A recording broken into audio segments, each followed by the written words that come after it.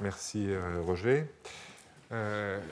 Voilà, donc comme vient de le dire Roger Guénry, j'essaie d'être à la fois un peu économiste et un peu historien, j'espère pas trop mal de chacun. Et donc j'essaie d'utiliser des exemples historiques pour comprendre un certain nombre de mécanismes économiques. Et évidemment, depuis quelques années, je suis revenu à d'anciennes amours sur l'histoire des crises. Et en particulier pour réfléchir à la manière dont les banques centrales agissent, ont appris à agir progressivement face à ces crises financières.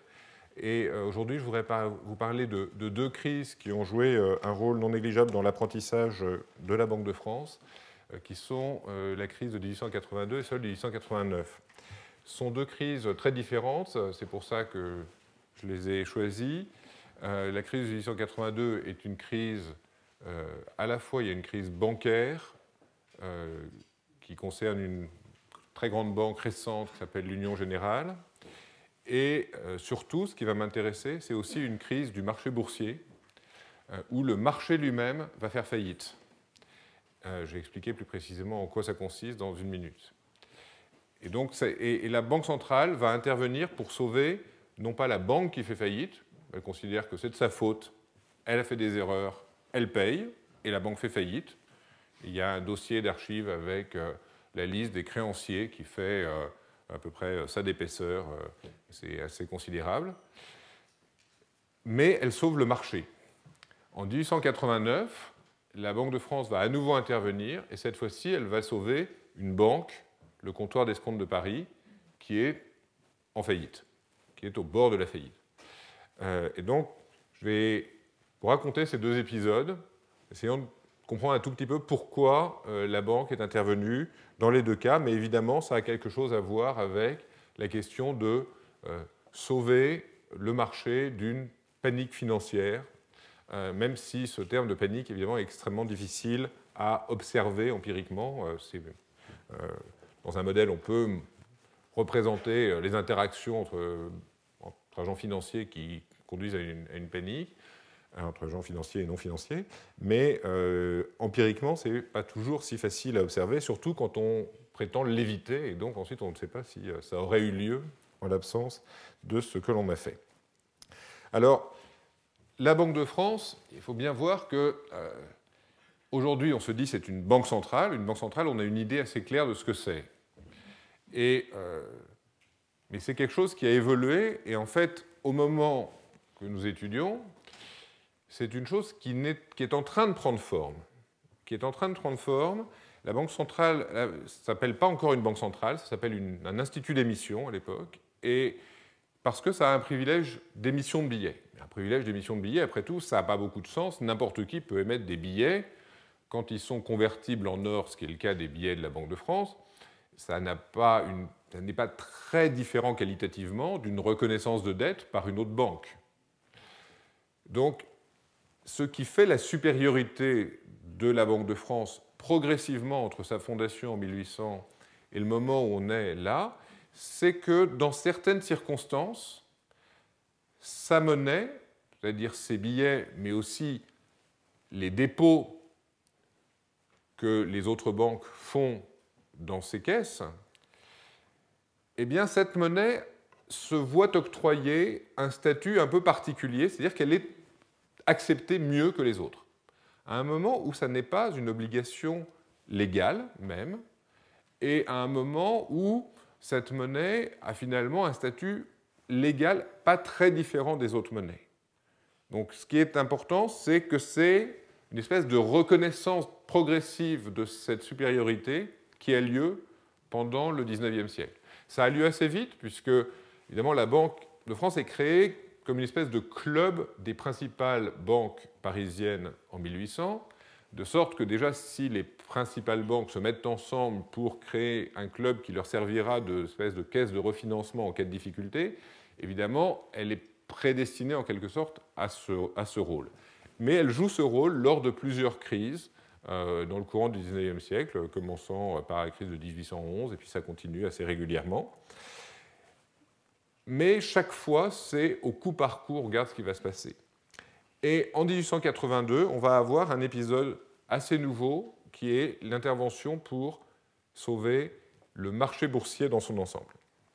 Alors, quel est le contexte? Le contexte, c'est un contexte d'une décennie d'enthousiasme financier, comme on en a quelquefois connu depuis, où, après la perte de la guerre de 1870, en fait, les Français, en partie grâce au succès des emprunts de libération du territoire, se lancent dans une frénésie d'activité financière. On crée des banques à peu près tous les jours et les cours de bourse augmentent de manière régulière pendant la période. Et vous avez sur ce graphique le contexte des deux périodes. Vous voyez, en rose, c'est les cours des actions, et vous admirez que ça part de 1871, qui est juste après la défaite, c'est un moment désagréable, mais ça monte gentiment jusqu'à un pic qui est précisément en 1881, juste avant le bel effondrement qu'on observe qui va durer pendant les années suivantes. Donc le contexte, c'est vraiment, on est à la fin d'une décennie de croissance. Il y a une certaine croissance économique aussi, c'est la courbe verte. Et puis, bon, le niveau des prix est relativement stable. À ce moment-là, ça bouge un petit peu, mais c'est des indices qui ne sont pas forcément d'une fiabilité absolument aussi bonne qu'aujourd'hui. En revanche, en 1889, on est à la fin d'une période de récession. On a une baisse des prix tendancielle, on a eu une crise boursière et on a un revenu par habitant qui n'a pas pratiquement dépassé le niveau qu'il avait atteint en 1882. Donc on a eu une décennie assez défavorable à l'opposé de la précédente. Alors dans cette période très favorable des années 1870, a lieu la création de cette fameuse banque de l'Union générale, créée en 1878 par un monsieur Paul-Eugène Bontoux. Et M. Bontoux est un proche des milieux catholiques conservateurs de la région lyonnaise, et il essaye de développer une banque sur un peu un credo nationaliste catholique, et d'attirer en particulier les légitimistes déçus. On est au moment où vient d'être réellement affirmer la République. Ça ne va pas du tout de soi en France. On a eu plusieurs monarchies, plusieurs empires, et on ne sait pas encore si la République va tenir. La dernière n'a pas duré longtemps, et les deux dernières même. Bon. Donc, il y a ce mouvement un peu politique, mais c'est surtout une banque qui se développe à très grande vitesse, puisqu'elle est créée en 1878, et elle a 3 augmentations de capital en 3 ans, donc ce qui est quand même assez rapide, et elle est parmi les... Il y a une augmentation de capital qui est prévue en janvier 1882 qui en ferait la plus grosse banque de France par le capital. Donc, très rapide développement, avec en plus tout un réseau d'entreprises liées, un petit peu dans le genre de ce qu'avaient fait les Pereire sous le Second Empire, c'est-à-dire on crée des compagnies de chemin de fer à droite, des entreprises de distribution d'eau à gauche, d'autres banques à l'étranger, etc. Tout un réseau d'entreprises qui, au total, pèse de l'ordre d'1 milliard à ce moment-là. 1 milliard, c'est à comparer à un PNB qui est de l'ordre de 20 milliards. Donc c'est une vraie somme. C'est vraiment beaucoup d'argent. Et le cours de l'action Union Générale est passé de 500 à 3000 francs en moins de 3 ans. Donc vous voyez que le public pense que ça marche. Toute la bourse monte, mais vous voyez que la bourse ne double même pas la moyenne des cours, alors que là, on est multiplié par 6 en seulement 3 ans. Donc la situation est apparemment très très favorable. Maintenant, il y a un moment où il va quand même y avoir un petit peu d'inquiétude de la part des autorités, et ça va se voir ici. Là-dessus, vous avez les taux d'intérêt. Alors les taux d'intérêt, pendant les années 70, ils baissent. Pourquoi est-ce qu'ils baissent? Ils baissent parce qu'ils avaient monté pendant la guerre. Pendant la guerre, et pour financer la libération du territoire, on a énormément monté les taux d'intérêt. Enfin, on les a montés et ils ont monté spontanément sur le marché. Vous avez le taux du marché en rouge et le taux de la Banque de France en bleu. Vous remarquez, le taux de la Banque de France est stable souvent pendant des périodes substantielles. Et puis les taux à long terme en jaune. Évidemment, quand les taux à long terme baissent, ça a un effet favorable sur le marché des actions, et ça explique dans une large mesure la hausse du marché des actions pendant cette période-là. Mais comme vous voyez, à partir de 1878, la Banque de France commence à s'inquiéter et remonte son taux de 2% qui avait été le minimum à 3%, et elle va même l'augmenter fin 1881 à 4%, et c'est à ce moment-là que va être déclenchée la crise sur le marché, c'est à 4%, puis même 5%, et c'est à ce moment-là que la crise va se déclencher. Alors, ce qui permet d'observer très bien la crise boursière elle-même, c'est ce qui va se passer en bourse, évidemment, et c'est ce qui va se passer sur le marché des reports. Alors, les reports, qu'est-ce que c'est? Quand vous achetez une action, à l'époque, vous pouvez l'acheter au comptant, mais ça, il y a vraiment peu de gens pour le faire, ou vous pouvez l'acheter à terme, c'est-à-dire pour livraison au prochain règlement. Le règlement, il y en a 2 par mois. La prochaine compensation, c'est le 15 et le 31. Ça a existé encore jusque récemment à la Bourse de Paris. Si vous achetez à terme, c'est parce que vous n'avez pas d'argent et que vous vous dites ça va monter. Le jour où j'arriverai à la date où je dois payer, je revendrai et je paierai avec le prix de la vente. Et si ça a monté, évidemment, j'y gagne. Et en fait, la plupart des gens, évidemment, ne demandent jamais la livraison du titre. Ils payent simplement la différence s'ils ont perdu, ou ils empochent simplement la différence s'ils ont gagné lors de ce règlement. Le report consiste à, comme son nom l'indique, à reporter cette position jusqu'au règlement suivant. Évidemment, il y a des gens qui croient à la hausse même quand elle ne vient pas et qui reportent de position en position tant qu'on leur prête. Parce qu'évidemment, pour pouvoir avoir ça, il faut qu'il y ait quelqu'un qui, en quelque sorte, prenne le titre à votre place et qui vous prête de l'argent pour le faire. Et donc, il y a un marché qui est une sorte de marché monétaire implicite dans lequel certains prêtent de l'argent et d'autres obtiennent, grâce à ça, le report de leur position. C'est un marché qui mesure très très bien à la fois les tensions sur le marché monétaire. On considère que les reports sur les titres sans risque, comme la rente publique pendant cette période-là, on considère que les reports sur la rente publique sont quasiment un marché monétaire sans risque. Mais on reporte aussi des titres risqués, et dans ces cas-là, évidemment, les taux peuvent s'accroître d'une prime de risque, parce que si la valeur du titre baisse trop, ben, il y a un moment où il y a un risque que la personne qui s'est fait reporter non seulement ne puisse pas rembourser en vendant le titre, mais ne puisse pas rembourser du tout si elle n'a pas d'argent, et à ce moment-là, le prêteur risque de se retrouver sans un sou. Donc, en quelque sorte, ce sont des prêts qui ont comme collatéral, comme garantie, les actions qui sont reportées. Et là-dessus, vous avez les taux des reports en bleu, qui sont très liés au taux du marché monétaire qui est en vert, mais dont on voit qu'en 1881, début 1882, il connaît un pic très élevé, et ça, encore, c'est pour les reports sur les titres les plus sûrs. C'est un montant très élevé. En réalité, sur des titres plus risqués, on observe des taux de report qui montent à 10, 15, 20, 25, et sur les titres de l'Union générale, les taux de report montent à 29%. Pourquoi est-ce qu'ils montent à 29%? Parce que les gens sont inquiets, et ils ont des raisons d'être inquiets, puisque sur son augmentation de capital de 1881, en réalité, la banque a acheté elle-même un tiers des actions, et elle n'arrive pas à les revendre. Et le bilan qu'elle fournit fin 1881 est falsifié. Les gens ne le savent pas encore, mais il doit y avoir des gens un peu habiles qui se doutent qu'il y a quelque chose qui se passe, de sorte que on commence à s'inquiéter, les taux des reports montent, et quand la Banque de France augmente encore son taux, on commence à voir baisser les cours des actions. L'action de l'Union générale passe de plus de 3 000 à 2 300 francs, puis baisse à 1 500, puis baisse à 500, à 400, et juste après, elle fait faillite. Et alors là, le problème devient comment est-ce qu'on va traiter ce problème? C'est une des plus grosses entreprises de la Bourse de Paris, et les gens ne vont pas perdre 100, 200, 300 francs par action, ils vont perdre jusqu'à 3 500 francs par action.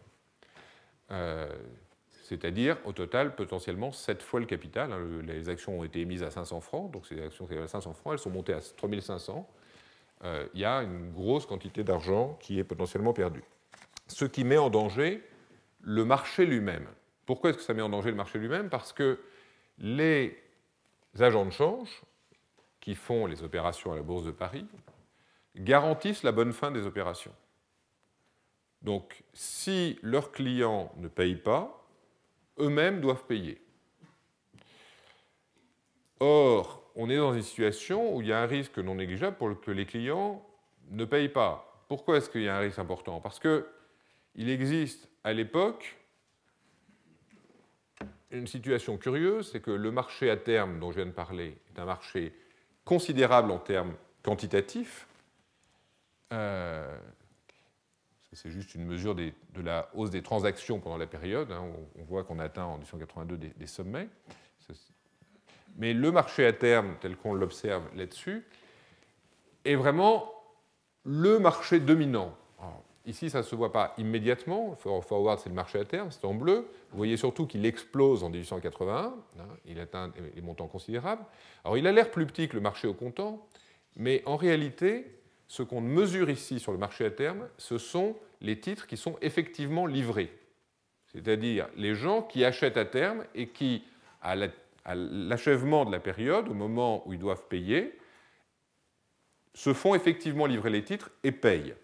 Alors que, comme je vous l'ai dit, dans la plupart des cas, les gens ne font pas livrer le titre, ils se contentent simplement de payer la différence entre le prix du titre sur le marché et le prix de leur pari, ou encaisser la différence, mais ils ne font pratiquement jamais livrer. En fait, on considère qu'il y a moins de 10% des opérations pour lesquelles il y a livraison effective. C'est ce que disent les gens de l'époque, et c'est ce qu'on peut reconstituer à partir des documents internes de la Bourse de Paris. De sorte que ce qu'on observe ici, on n'en a pas une mesure exacte, mais la valeur réelle des opérations à terme, c'est de l'ordre de 10 fois ce qu'on observe ici. Les montants sont en francs. Vous voyez, le maximum est atteint à 6 milliards. 6 milliards de montants livrés, ça fait probablement 50 à 60 milliards d'opérations, c'est-à-dire à peu près 3 fois le PNB. C'est un montant élevé, et s'il y a des pertes, ne serait-ce que sur une petite proportion de ça, ça peut faire des dégâts importants. Ça peut faire des dégâts importants auprès des opérateurs de la bourse, j'y reviens dans un instant. Ça peut faire des dégâts importants aussi auprès des banques, parce que les principaux prêteurs sur le marché des reports, ce sont toutes les grandes banques de la place. Les principales banques ont quelquefois jusqu'à 1 milliard engagés en report. Et c'est pour elles un placement considéré comme généralement très sûr et très liquide. Donc elles se disent, je ne cours pas de problème, je ne cours pas de risque en faisant ça, sauf évidemment en cas de situation tout à fait exceptionnelle comme celle-ci. Alors qu'est-ce qui se passe à ce moment-là? Les agents de change sont censés garantir la bonne fin des opérations. Ils se rendent compte que au moment où cette livraison en fin janvier devrait avoir lieu, il risque d'avoir beaucoup de gens qui ne payent pas. Et ces gens ne vont pas payer parce qu'il existe en droit français une règle qui fait que les opérations à terme, bien qu'importantes, sont illégales et que par conséquent, on peut invoquer ce qu'on appelle l'exception de jeu et refuser de payer, sans être poursuivi devant les tribunaux. Alors évidemment, il y a peu de chances que quelqu'un vous prête à nouveau par la suite, mais si ça vous permet de sauver votre mise une fois, il est probable qu'il y ait un certain nombre de gens qui vont accepter cette tentation et vont effectivement faire défaut. Donc les agents de change savent que le risque est élevé, et d'ailleurs il va s'avérer élevé, il va y avoir pour à peu près 120 millions de francs de pertes de gens qui vont effectivement ne pas payer, et ils cherchent comment sauver leur peau. Et la seule solution, quand ils regardent, il y a deux solutions. Il y a une solution qui est de truquer le marché, c'est-à-dire de mettre un faux prix de règlement qui ne correspondent pas à la réalité, mais qui permettent de limiter les pertes et éventuellement de les étaler dans le temps. Au lieu de dire que les actions Société Union Générale ne valent plus que 400 francs à fin janvier, on pourrait dire elles valent encore 1500 francs, et à ce moment-là, les pertes sont la moitié de ce qu'elles seraient autrement, et on peut espérer faire passer les choses en 2 ou 3 fois. Ils ne choisissent pas cette solution, ils choisissent une solution de vérité qui consiste à effectivement annoncer que le prix est ce qu'il est, que les pertes vont être considérables, et ils vont voir la Banque de France et ils disent, écoutez, qu'est-ce qu'on fait? Le marché entier risque de se fermer parce que les agents de change eux-mêmes risquent de plus être en mesure d'assurer la contrepartie les uns des autres à cause des pertes qu'ils vont subir de la part de leurs clients. Ils risquent eux-mêmes de faire faillite et à ce moment-là, tout le marché disparaît. Face à ce risque-là, qui est un risque de disparition d'un marché, pas d'individus, pas de banquiers, pas de personnes particulières, mais du marché lui-même, la Banque de France décide d'intervenir. Elle réunit tous les banquiers et elle leur dit, écoutez, on va s'arranger, vous allez prêter de l'argent aux agents de change et moi, je vous prêterai de l'argent. La Banque de France ne peut pas prêter aux agents de change directement parce que ses statuts lui interdisent, mais tout le monde se met d'accord sur cette solution. La banque prête 80 millions. Ces 80 millions sont utilisés dans les 2 premières heures de la liquidation du 31 janvier. Et puis, il y a même encore besoin d'un peu d'argent pour finir la liquidation le lendemain. Mais finalement, ça évite, on s'aperçoit que 14 agents de change auraient fait faillite sans ça.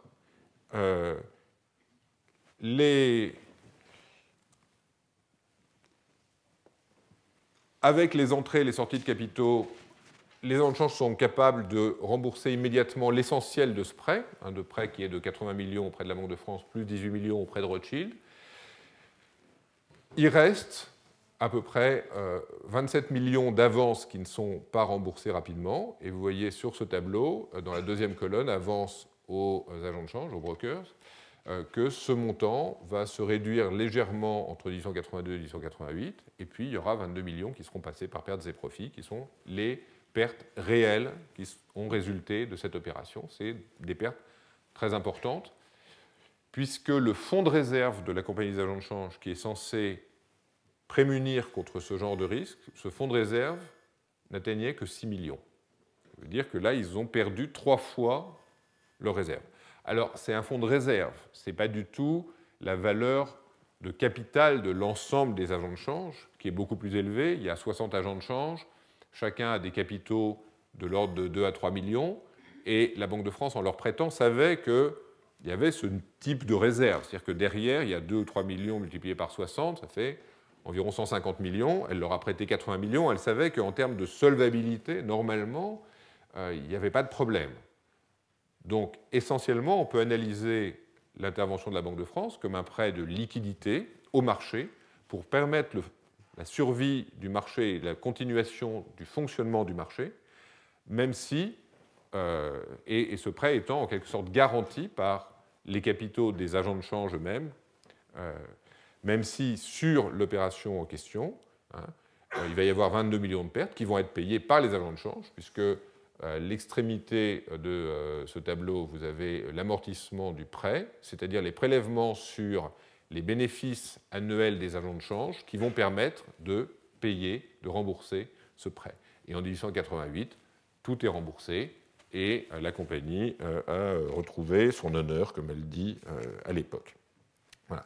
Donc voilà la première opération, une opération d'intervention de liquidité pour sauver un marché.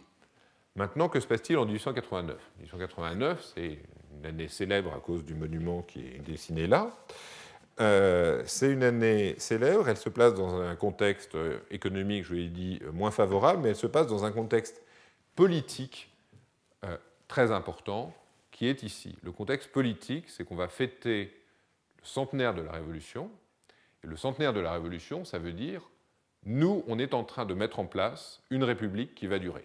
Ça, c'est le message politique qu'adressent les républicains qui sont au gouvernement en France à ce moment-là, qui ont encore été récemment menacés par les monarchistes, qui ont été éclaboussés par un certain nombre de scandales, le scandale de Panama très récemment, en 1888, d'autres scandales, mais aussi qui sont menacés par la montée, à ce moment-là, du général Boulanger. Boulanger, évidemment, aujourd'hui, ça fait général de Prairette, mais à l'époque, ça ne fait pas du tout ça. On a eu un risque de coup d'État de Boulanger tout à fait au début de 1889, et on a peur encore qu'il réalise un coup d'État ou qu'il obtienne un succès énorme aux élections qui doivent venir à la fin de l'année. Donc on est dans un contexte politique où il y a quand même une certaine inquiétude, et évidemment le gouvernement souhaite tout sauf une crise financière en 1889, spécialement au moment où va s'ouvrir l'exposition universelle, qui va être à la gloire de la République et indirectement de M. Eiffel. Or, à ce moment-là, se produit justement une crise qui va être aiguë et qui touche une institution qui est pourtant considérée comme une institution sage, prudente, ce comptoir d'escompte de Paris qui a été créé par la Troisième République en 1848 pour régler les problèmes de liquidité survenus du fait à la fois de la crise de 1847 et de la Révolution de 1848. Et le comptoir d'escompte, institution réputée stable, s'est embarqué dans une opération, tout ce qu'il y a de douteuse. Cette opération, c'est une opération sur les cuivres. Alors, qu'est-ce qu'on voit ici? On voit l'évolution des actions des principales banques françaises pendant les années 1880. Alors, comme vous voyez, la plus grande partie vont plutôt mal. Les cours ont tendance à baisser parce que la situation économique est mauvaise et donc les cours de leurs actions ont tendance à diminuer. Il y en a deux qui ont l'air d'aller mieux, c'est le Crédit Lyonnais et le comptoir d'escompte. Alors, le Crédit Lyonnais, en 1882, il a été un peu menacé par la crise de l'Union Générale, c'est aussi une banque lyonnaise au départ, et il avait quelques liens avec l'Union Générale. Il a souffert d'un début de crise à un moment, et depuis, il a opté pour une politique d'une prudence extrême, qui est bien relatée par le livre que Jean Bouvier lui consacre, et qui montre qu'effectivement, il est le pionnier d'une nouvelle forme de banque à ce moment-là, où on élargit beaucoup la collecte des dépôts et où on fait du crédit à des entreprises de taille moyenne, mais d'une manière extrêmement prudente. L'autre qui a l'air de se porter bien, c'est le comptoir d'escompte. Et vous voyez que le comptoir d'escompte, ça finit moins bien que dans le cas du Crédit Lyonnais. Alors, ces banques, dans ces années-là, effectivement, si vous regardez leurs dépôts, vous voyez qu'on comprend bien pourquoi le Crédit Lyonnais se porte bien. Le Crédit Lyonnais a une augmentation continuelle et importante de ses dépôts, même si vous vous arrêtez en 1888, c'est-à-dire aux 2 tiers à peu près de ce graphique, il a très largement augmenté ses dépôts, en particulier ses dépôts à vue, depuis c'est CL, le Crédit Lyonnais, les dépôts à vue et ses dépôts et ses comptes courants créditeurs depuis le début de la décennie. Pour le comptoir d'escompte, le CEP, c'est moins clair. En fait, il est plus ou moins dans la stabilité. Et ce qu'on observe, c'est qu'en fait, il va renaître après la crise, mieux que dans les années 80. Alors, comment est-ce que le cours de ces actions peut augmenter alors que ces dépôts stagnent? Est-ce qu'il ne prendrait pas un peu plus de risques? Est-ce qu'il ne ferait pas un peu plus d'effet de levier, comme vous discutiez quand je suis arrivé? Effectivement, c'est ce qui se passe. En fait, dans le compte de profits et pertes du comptoir d'escompte, on voit essentiellement apparaître un poste autres opérations. C'est là que tous les profits arrivent. Alors, c'est quand vous voyez autres opérations comme la seule chose qui change dans un bilan, c'est qu'il y a quelque chose qu'il faut regarder plus en détail. Normalement, on devrait vous en dire plus. Et bien voilà ce qu'il fait. Il s'est embarqué dans une opération sur le marché du cuivre. Qu'est-ce que c'est que cette opération? C'est une opération par laquelle une entreprise créée par un monsieur Pierre-Eugène Secrétan, tout le monde s'appelle Eugène à l'époque, il se trouve que c'est aussi le nom d'un de mes co-auteurs sur lequel on travaille ensemble, Eugène White, collègue américain, avec également Angelo Riva qui travaille aussi là-dessus. Monsieur Secrétan a créé une entreprise qui s'appelle la Société industrielle et commerciale des métaux, la Société des métaux, disons, qui est une entreprise tout à fait respectable de production de plaques de cuivre et autres dérivés du cuivre, une entreprise industrielle même qui réussit bien, qui est une des principales du monde, mais qui va s'embarquer dans une opération purement spéculative sur le prix du cuivre, et qui va s'embarquer dans cette opération pour des montants très considérables, et ces montants, elle va les trouver auprès de banques, et en particulier auprès du comptoir d'escompte. Qu'est-ce que vous avez sur ce graphique? Sur ce graphique, vous avez en rose, sur l'échelle de gauche, les stocks de cuivre. Alors, les stocks sont faciles à mesurer sur ce genre d'activité parce que le cuivre en lingots, donc après transformation à partir du minerai, le cuivre en lingots est déposé dans des entrepôts, les magasins généraux, qui vous délivrent des certificats de détention et qui vous garantissent que le cuivre est bien stocké. Donc, on connaît ces stocks-là. On ne connaît pas les stocks qui sont chez les industriels transformateurs, qui évidemment peuvent s'ajouter à ça. Mais tout le monde observe ces stocks-là. Et ces stocks, ils sont en train de baisser. Ça correspond à un mouvement assez facile à observer, qu'on observe cette fois-ci sur l'échelle de droite, qui est la différence entre l'offre et la demande. Les deliveries, c'est la demande, c'est ce qui est livré aux industriels consommateurs finaux, et le rouge, c'est l'offre. La différence entre les deux, alors ça ne se voit pas très très bien parce que j'aurais pu faire des moyennes mobiles, ce serait peut-être plus lisible, mais la différence entre les deux, c'est que pendant cette période-là, l'offre a tendance à être faible par rapport à la demande, de sorte que les stocks diminuent. Et qu'est-ce qui va se passer? Eh bien, Monsieur Secrétan se dit « Oh, les stocks diminuent, les prix vont monter. Si les prix vont monter, c'est le moment d'acheter. Je vais gagner de l'argent quand je revendrai après la hausse des prix. » Et il fait savoir, parce que c'est le b.a.-ba de l'histoire, il fait savoir qu'il va acheter, que par conséquent, et comme il est un des meilleurs spécialistes mondiaux du cuivre, ça se sait rapidement, qu'il a constitué un consortium pour lui prêter de l'argent pour pouvoir acheter. Et il fait savoir ça dans la presse dès 1887. Et à partir de ce moment-là, les prix se mettent à monter. Les prix sont en bleu et les prix vont augmenter très très rapidement et à peu près doubler. Les prix sont en livres sterling et c'est des prix par tonne. Donc ça vaut à peu près 40 000. Ça vaut à peu près, je suis en train de mélanger les pieds, donc ça vaut à peu près 40 livres par tonne.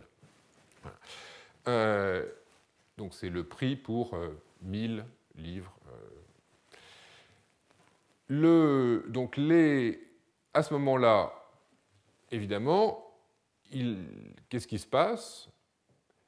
L'offre augmente, la demande baisse. Quand les prix augmentent, la demande généralement a tendance à baisser. Là, on voit la demande qui baisse très fortement en vert. Mais l'offre se met à augmenter. Et évidemment, pour maintenir le prix haut, M. Secrétan est obligé d'accumuler des stocks de plus en plus importants. Et vous voyez en rose les stocks qui montent de plus en plus haut. C'est un vrai cours d'économie, b.a.-ba d'économie, ce graphique.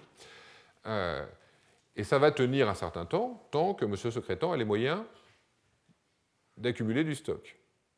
Et vous voyez que ça dure jusqu'au début 1889. Début 1889, il n'a plus d'argent, il commence à vendre, et à ce moment-là, le prix s'effondre, revient en bas, et lui, il se retrouve avec une ardoise qui correspond à son stock multiplié par la baisse de prix. Évidemment, ce n'est pas lui qui se retrouve avec ça, sinon ce ne serait pas grave, il ferait faillite, et tant pis pour lui. Ce n'est même pas des banques d'affaires, dont après tout c'est le métier de prendre des risques, d'investir sur des actifs risqués, qu'ils disent à leurs clients, et tout va bien. Non, il a embarqué dans cette histoire le comptoir d'escompte, une vieille et respectable banque de dépôt dans laquelle des centaines de milliers d'épargnants ordinaires ont leur compte en banque. Et c'est ça qui va poser évidemment quelques problèmes. Donc cette opération sur les cuivres, elle est menée grâce à des crédits d'un certain nombre de banques. Il y a évidemment des banques d'affaires, il y a le comptoir d'escompte, il y a aussi Paribas. Et au moment où les choses vont commencer à se détériorer, eh bien, qu'est-ce qu'on va voir? On va voir que le marché essaye de repérer quelles sont les banques qui sont impliquées dans l'opération et celles qui ne le sont pas. Et à vrai dire, là, il y a les cours quotidiens des actions en bourse. Eh bien, c'est assez remarquable. On voit qu'à partir de fin 1888, les gens commencent à anticiper que la Société des métaux elle a peut-être réussi à faire monter les prix, mais elle va avoir du mal à revendre ses stocks. Donc le cours de l'action de la Société des métaux commence à se casser la figure. On ne sait pas encore combien elle risque de perdre, donc ça descend progressivement. Mais effectivement, elle a investi là-dedans, c'est son capital, et on se dit, bon, bah, son capital, au fur et à mesure qu'on anticipe des pertes plus élevées, on voit son capital fondre. Pour les banques, c'est plus radical. Hein. Les cours restent très stables jusqu'au moment où on voit vraiment que la Société des métaux commence à vraiment se casser la figure. Et là, on a quelques banques dont les cours sont affectés. On a Paribas, qui effectivement a mis de l'argent là-dedans, mais qui en a mis des quantités raisonnablement limitées. Et puis on a le comptoir d'escompte, dont les actions s'effondrent complètement. Alors est-ce que le marché est bon? Eh bien, il se trouve qu'il n'est pas mauvais. Ça, c'est une information un peu plus privée, un petit peu plus discrète. C'est l'information qu'accumule la Banque de France sur cette opération quand elle se rend compte qu'il y a quelque chose qui se passe. C'est assez tard, mais à partir de la fin de 1888, la Banque de France commence à dire je voudrais être informé de la situation sur ces actifs-là. Et en particulier, pourquoi? Parce que les banques qui ont prêté à la Société des métaux, elles ont prêté en prenant en garantie les stocks de cuivre de la Société des métaux. Ça, c'est le prêt qu'on appelle du prêt sur warrants de cuivre à l'époque. Ça n'a rien à voir avec d'autres warrants. Les warrants de cuivre, c'est ces certificats que délivrent les magasins généraux aux détenteurs de cuivre. Donc un certain nombre de banques ont prêté à la Société des métaux et sont allées tout benoîtement à la Banque de France lui demander d'escompter ces warrants. La Banque de France l'a fait un petit peu, elle le fait avec prudence. Évidemment, c'est elle qui devient détentrice des warrants et donc des garanties. Mais le prix du cuivre a tellement augmenté que même en étant prudente, en fait, elle prête quand même pour une valeur supérieure à la valeur du cuivre après la crise, ou avant le début de la spéculation. Mais pas beaucoup. Bon, la Banque de France ne court pas des gros risques. En revanche, tous ces autres banquiers qui ont prêté des montants qui sont beaucoup plus proches de la valeur de marché des cuivres, c'est-à-dire de la valeur des marchés en haut de la bulle spéculative, se retrouvent beaucoup plus engagés. La Banque de France regarde, elle étudie ça, on a ce genre de tableau où on voit pour chaque banque les montants engagés, et ce qu'on voit tout de suite, c'est que la banque la plus engagée, c'est le comptoir d'escompte. Et à un moment, la Banque de France dit, bon écoutez, moi je voudrais avoir un peu plus de précision là-dessus, elle convoque le patron du comptoir d'escompte, et lui dit, expliquez-nous ce qui se passe. Et ça se passe assez mal, ils passent pas mal de temps ensemble, et après ce temps-là, la Banque de France fait le bilan des choses et elle a découvert que la situation est beaucoup plus grave que ce qu'elle pensait parce que le comptoir d'escompte a prêté des montants tout à fait considérables à la Société des métaux. Donc vous avez ça sur ce tableau qui, à vrai dire, est peu lisible, mais je m'en excuse. Elle a prêté de l'ordre... Alors le problème, c'est qu'il y a plusieurs types de crédits, donc on a du mal à savoir exactement, et ça varie évidemment dans le temps, parce qu'au fur et à mesure que toutes les autres banques essayent de se retirer, le comptoir d'escompte devient en fait le seul prêteur de l'opération. C'est-à-dire qu'il se fait refiler les créances des autres banques dans l'opération. Les autres banques sont plus malignes, elles réussissent. Alors, on va comprendre dans un instant pourquoi. Le comptoir d'escompte se retrouve à la fin avec de l'ordre de 150 millions de crédits à la Société des métaux, ce qui est déjà plus que l'ensemble, beaucoup plus que le capital du comptoir d'escompte. Si on calcule les pertes possibles dans cette opération, c'est de l'ordre de 50 à 60, voire 80 millions. Et 80 millions, c'est le montant du capital du comptoir d'escompte. Donc évidemment, la Banque de France est inquiète à juste titre. Et surtout, elle a découvert une chose bien pire, c'est que non seulement le comptoir d'escompte a fait ses prêts pour des montants absolument faramineux, mais en plus, il a, en hors bilan, donc bien caché, des garanties pour le prix de livraison de cuivre futur, pour les années futures, pour la deuxième moitié de 1889 et 1890. C'est-à-dire qu'il a garanti qu'il prêterait les montants nécessaires pour acheter 45 000 tonnes de cuivre en 1889 et 53 000 tonnes en 1890. C'est-à-dire à peu près la moitié de la production mondiale, pour vous donner un ordre de grandeur. Donc c'est quand même des gros montants. Ce qui veut dire que là, si on prend tout, là, il a perdu 1,5 fois son capital, à peu près, si on suppose que les cuivres reviennent au prix d'avant. Donc, quand la Banque de France voit ça, elle dit « ça ne va pas du tout », et elle cherche à comprendre ce qui s'est passé. Elle cherche à comprendre, et en fait, ça va être assez facile à comprendre. Ça peut se voir à partir de cette chose-là, qui n'est pas très jolie. Ces gens-là sont les administrateurs et également les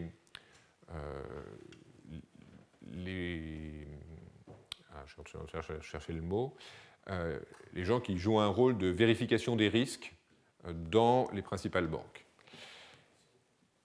Et ce qu'on observe, c'est que la Société des métaux a réussi à établir des liens très étroits avec le comptoir d'escompte à travers toute une série de personnes, avec Paribas également, avec un certain nombre de banquiers privés qui sont directement présents autour d'elle, comme Hensch ou Giraud, mais aussi, et c'est ça la chose peut-être la plus inquiétante, avec la Banque de France. C'est-à-dire que la Banque de France elle-même, à travers Tessonnière et Baudelot, qui sont justement les deux personnes chargées de surveiller les risques à la Banque de France, qui sont des administrateurs du comptoir d'escompte, s'est laissé embarquer dans une certaine mesure dans cette opération. Et la chose va très mal finir. Après son entrevue avec le gouverneur de la Banque de France, le président du comptoir d'escompte s'enferme chez lui et se tire une balle dans la tête. Le lendemain, évidemment, il y a une panique quand on apprend ce qui s'est passé. Tout le monde veut retirer son argent du comptoir d'escompte. Le gouvernement appelle la Banque de France. Il dit, écoutez, il faut faire quelque chose. Moi, j'ai l'exposition universelle qui ouvre dans quelques semaines.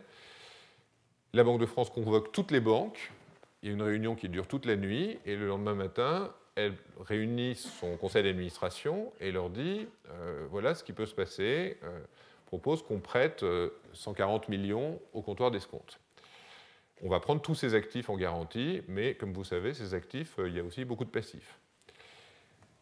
Le conseil des régents de la Banque de France se discute, et là, on voit une chose exceptionnelle, c'est les régents quasiment se battre entre eux, parce qu'un certain nombre d'entre eux sont dans ce réseau. C'est-à-dire qu'il y en a plusieurs qui ont participé à l'opération et qui vont imposer, évidemment, qui vont aller dans le sens du gouverneur et du gouvernement qui veulent sauver le comptoir d'escompte pour des raisons politiques, mais qui vont imposer cette opération de sauvetage contre l'avis des plus classiques de la maison qui disent « mais attendez, c'est une spéculation privée, ils ont pris des risques complètement délirants, ils ont fait n'importe quoi, il n'y a aucune raison, on ferme la boutique et c'est fini. » Bon. Donc, effectivement, ce n'est pas très joli ce qui s'est passé. À ce moment-là, on voit effectivement les gens discutaient sur une chose finalement, est-ce qu'on risquait d'avoir une panique généralisée? Parce que finalement, le seul argument qui reste pour sauver l'intervention de la Banque de France, qui quand même ressemble beaucoup à une opération faite par des amis pour des amis, c'est l'idée qu'il y avait une crise majeure de la place qui était risquée, qui était sur le point d'arriver. Alors, parmi les choses qui peuvent donner une petite idée de ça, il y a effectivement le risque d'avoir une fuite vers la qualité. Les moments où, dans les crises, on voit tout le monde essaye d'aller vers les actifs sans risque et fuir les autres. Donc, effectivement, les comptes courants de la Banque de France reçoivent beaucoup d'argent. Mais, en même temps, la seule banque pour laquelle on ait les opérations à très haute fréquence, la Société Générale, montre qu'il n'y a aucune fuite de la Société Générale. Apparemment, il n'y a aucune fuite non plus du Crédit Lyonnais. On a vu que les cours des actions étaient affectés pour le comptoir d'escompte et pour Paribas, mais pas pour les autres banques. Donc apparemment, la place de Paris, disons, pense que, effectivement, il y a une banque, une grande banque de dépôt, le comptoir d'escompte, qui a fait des bêtises. Il y a des banques d'affaires, dont Paribas et d'autres, qui ont fait des bêtises et elles le paieront. Et après tout, tout le monde trouve ça normal. Les autres banques n'ont pas l'air d'être réellement touchées. Donc effectivement, on se demande à ce moment-là si il fallait réellement intervenir. Alors, malgré tout, pour sauver les choses, comment est-ce que cette opération s'est achevée? D'abord, la Banque de France pouvait se le permettre. Elle pouvait se le permettre parce qu'elle a un taux d'encaisse, c'est-à-dire des réserves tellement élevées que même si elle baisse un petit peu, ça n'a aucune importance pour sa solidité. Donc la Banque de France elle-même n'est absolument pas menacée. C'est la première condition, elle peut se le permettre. La deuxième chose, c'est que finalement, l'opération ne va pas être perdante. C'est-à-dire que la Banque de France, ayant pris la totalité des actifs du comptoir d'escompte en contrepartie de ses prêts, ayant une garantie conjointe d'un certain nombre de banques pour un montant non négligeable de 20 millions, ayant en outre la possibilité d'engager des poursuites contre un certain nombre de gens, etc., va réussir finalement à se rembourser entièrement de son prêt extrêmement rapidement et donc ne va rien perdre. Donc, en un sens, on peut se dire, voilà, la Banque de France n'a rien perdu, sa solidité n'a jamais été mise en cause. Où est le mal? Est-ce que le mal n'est pas simplement ce qu'on appelle le risque moral, c'est-à-dire d'avoir d'autres gens qui se disent, bah, puisque ça a marché avec le comptoir d'escompte, on va faire pareil. Alors, la seule chose qu'on peut dire sur le côté du risque moral, c'est que malgré tout, on avait un sentiment assez strict de la moralité à ce moment-là.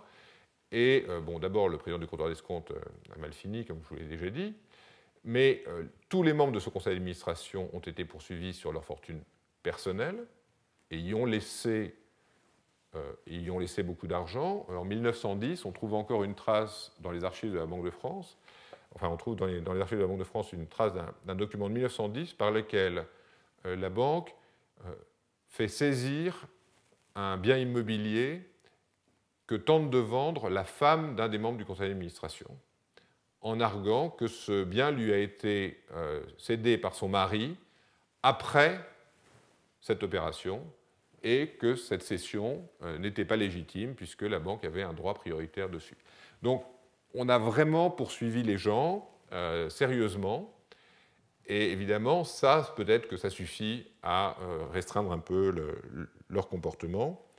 Il reste que la Banque de France, dans cette opération, n'a pas fait le prêteur à la Béchotte, elle n'a pas prêté au marché en échange d'actifs sans risque, elle a prêté à une banque, alors que la panique générale de la place n'allait pas de soi, et elle a prêté avec des garanties qui étaient faibles, même s'il s'est avéré qu'elle ne souffrait pas de perte à la fin. L'apprentissage des banques centrales peut donc prendre des voies variées et les plus apparemment respectables jouer quelquefois des rôles plus dangereux que ce qu'ils donnent l'air par la suite. Voilà, je m'arrête là.